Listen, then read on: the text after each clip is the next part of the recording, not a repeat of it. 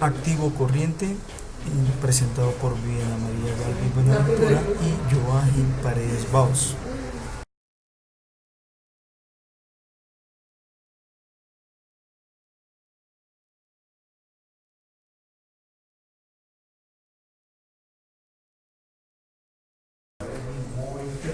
¿Por qué decimos que del grupo efectivo caja es la más líquida?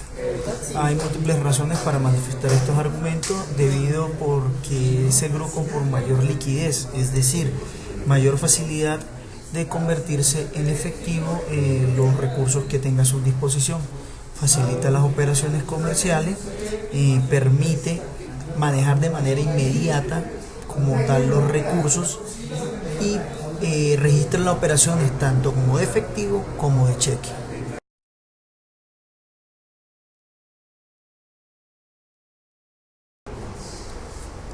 ¿Cuándo se solicita el reembolso de caja menor? Bueno, se solicita el reembolso de caja menor cuando los recursos puestos a disposición del responsable completan el monto asignado.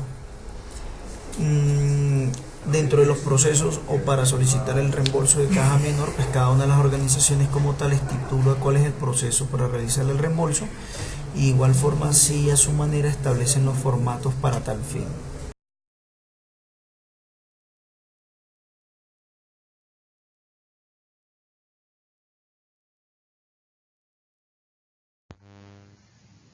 ¿Cómo se solicita el reembolso de caja menor? Partimos de las políticas de caja menor que establece cada compañía. Inicialmente se hace la apertura de caja menor, la asignación al personal encargado de esta responsabilidad, indicándole el buen manejo de la misma, los montos límites para gastos menores y los formatos a manejar. Acá podemos ver una demostración de un formato de apertura de caja menor o la solicitud de caja menor, donde se le asigna al empleado el monto de la caja, las responsabilidades, de la misma manera el buen manejo y para qué para qué fue la apertura de esta caja. Vemos también una contabilización de la apertura de la caja. La registramos en la cuenta 110510, que se llama caja menor. Al débito, el monto asignado, que para este ejemplo tomamos el valor de 100.000 pesos. Y la salida del banco al crédito en la cuenta 111005.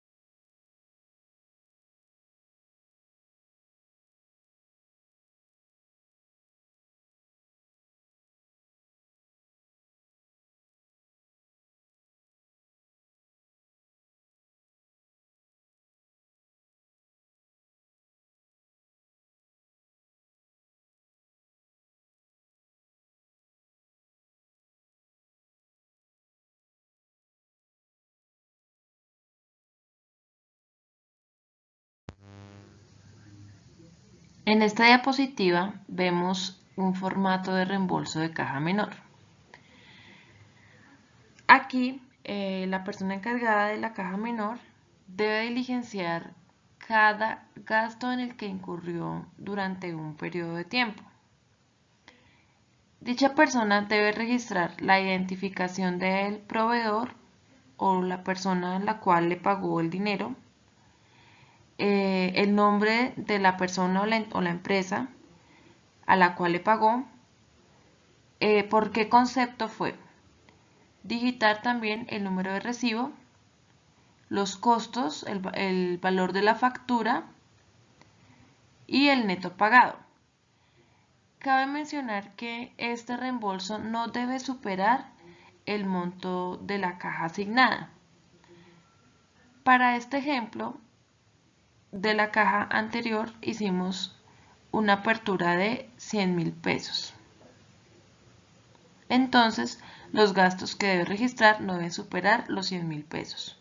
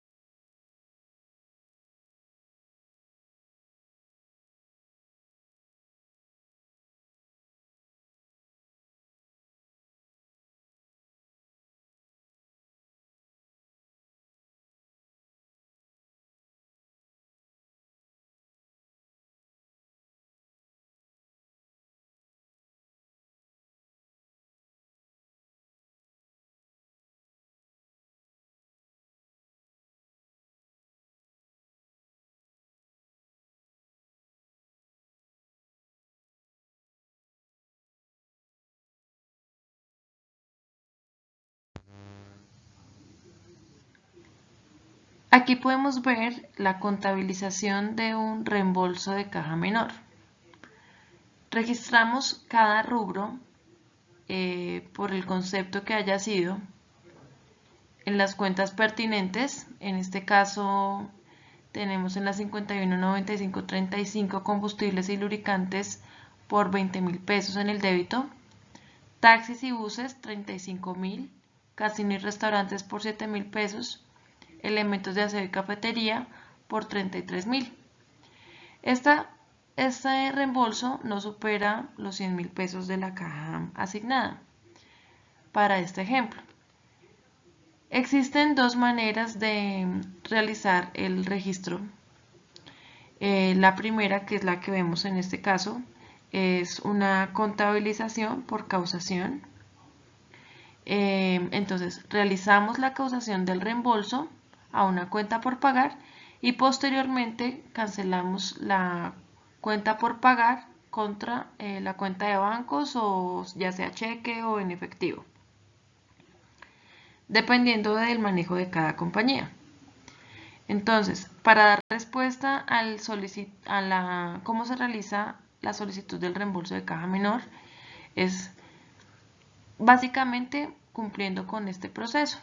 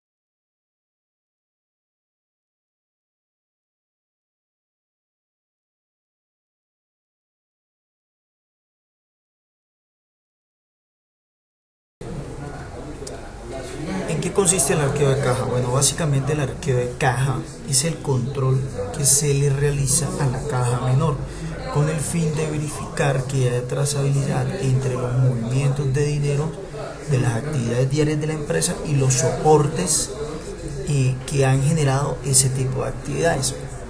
Que le permite de una u otra forma verificar que el manejo que se le esté dando a la caja menor se encuentre acorde con las políticas emitidas de la empresa y se esté realizando un correcto uso a los dineros.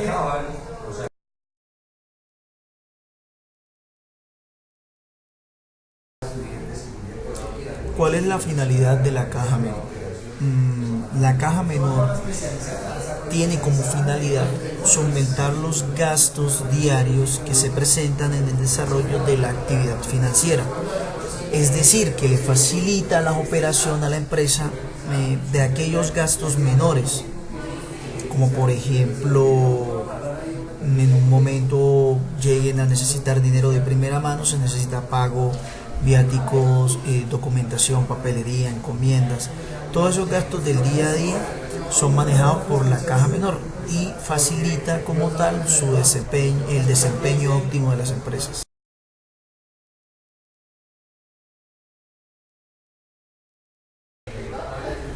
Defina qué es una inversión, cuáles son los instrumentos o documentos que respaldan las inversiones.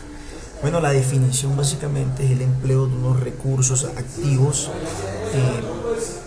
tantos como bienes, cheques o efectivos, que se utilizan para la realización o la activación de alguna empresa o alguna actividad comercial.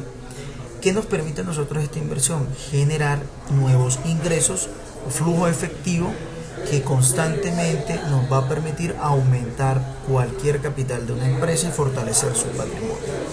¿Qué documentos lo respaldan? Certificados de las inversiones emitidos por las entidades donde se contribuyó la inversión. Por ejemplo, en los CDT muy comúnmente o muy normalmente hay una serie de documentos que son respaldados por los bancos donde se realizan este tipo de inversiones.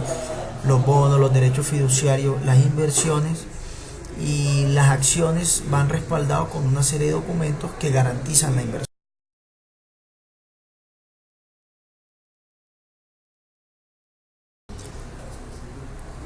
Cuando las inversiones se clasifican en activo corriente y cuando las inversiones son instrumentos financieros. Las inversiones se clasifican en activo corriente cuando se realizan un tipo de inversiones para la actividad comercial. Dicha inversión depende del tipo de proyecto que se prenda y asimismo también la magnitud como tal de lo que se requiera o se busca. Por la facilidad con que se logren convertir en efectivo o sus equivalentes, es decir, que tenga liquidez, es considerado como tal un activo corriente.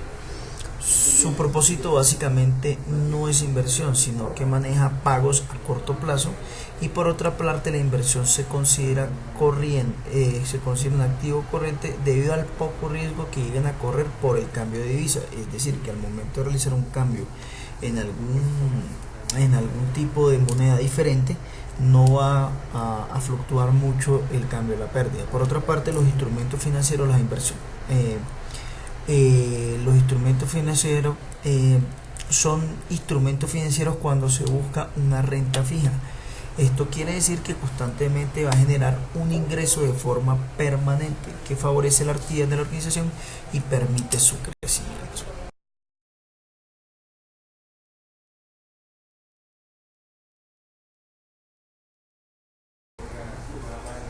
Los activos mantenidos para la venta pueden clasificarse en otros activos. Los activos que son mantenidos para la venta se consideran como activos corrientes, ya que se realiza una inversión buscando como tal obtener recursos o ganancias que justifiquen dicha inversión y así lograr aumentar el capital o el patrimonio. Esa es una de las características esenciales para ser considerado un activo corriente, que como tal en la inversión que se convierte en activos se materializa en activos con fines de recibir un beneficio.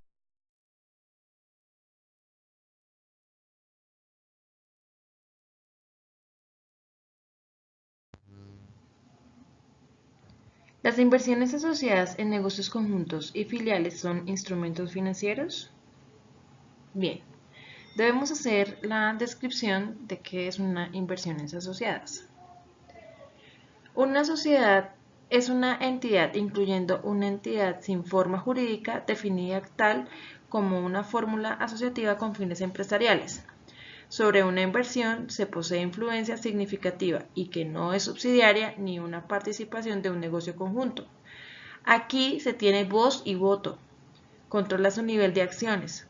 Por tal motivo, sí es un instrumento financiero, el cual se posee y puede convertirse en efectivo si se vendieran las acciones para obtener fluidez en dado caso de toma de decisiones.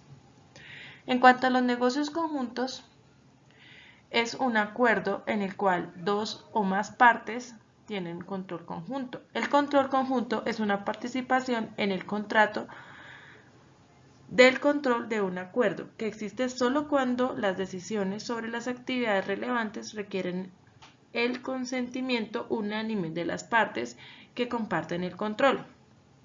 Por ende, en ocasiones no es un instrumento financiero, ya que no lo controla una sola sociedad, porque depende de otros participantes para la toma de decisiones y se reconoce por el método de valor razonable o costo amortizado. Es el caso puntual de uniones temporales y consorcios.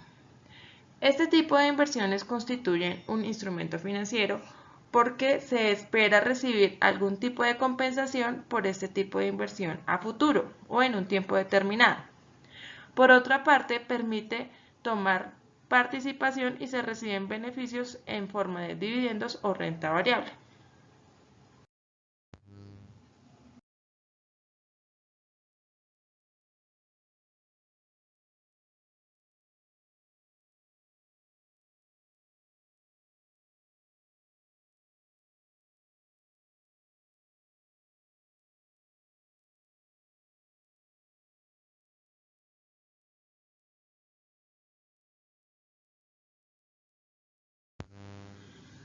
¿Por qué la cuenta por cobrar a clientes es un instrumento financiero? Partimos de la definición en NIC 32 versión del 2012. Un instrumento financiero es cualquier contrato que dé lugar a un activo en una entidad y un pasivo financiero o instrumento de patrimonio en otra. Bajo normas internacionales, las cuentas por cobrar a clientes son instrumento financiero porque los puede intercambiar por otro como el efectivo. Puede obtener una valoración de la cartera de flujos futuros por concepto de intereses reconociéndolos mediante una medición. Caso contrario de la cuenta de anticipo por retención, saldos a favor o retenciones en la fuente en la 1355. Estos no son instrumentos financieros básicamente porque no generan intereses. Son valores inmodificables y solo se deteriora en dado caso de que haya un rechazo de la transacción por medio de entidades del Estado.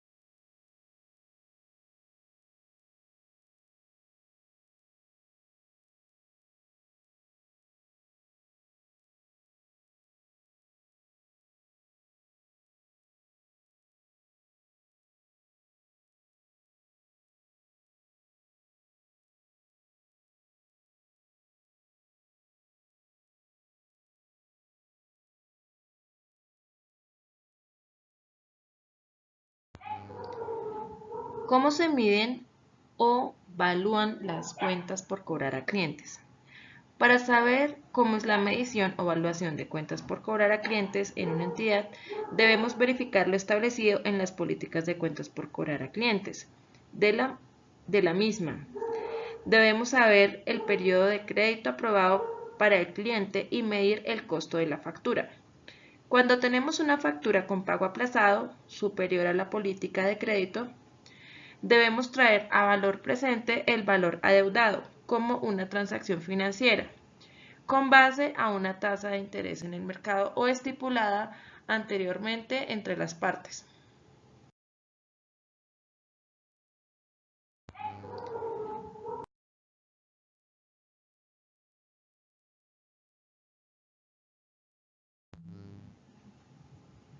Caso contrario ocurre cuando evidenciamos una cartera de difícil cobro. La entidad determina si existe evidencia o indicio de deterioro del activo y se reconocerá una pérdida por deterioro en el valor de resultados y debe revelarse en los estados financieros. En esta oportunidad vemos un ejemplo ilustrativo de cómo se hace la dada de baja de ese activo por tema de castigo de cartera.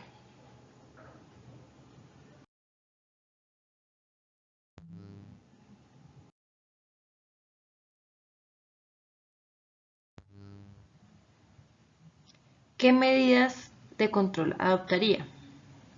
El control contable comprende el plan de organización y los procedimientos y registros que se relacionan con la protección de los activos y la confiabilidad de los registros financieros y por consiguiente se diseñan para prestar seguridad razonable de que partimos de las siguientes pautas. Las operaciones se ejecutan de acuerdo con la autorización general o específica de la Administración.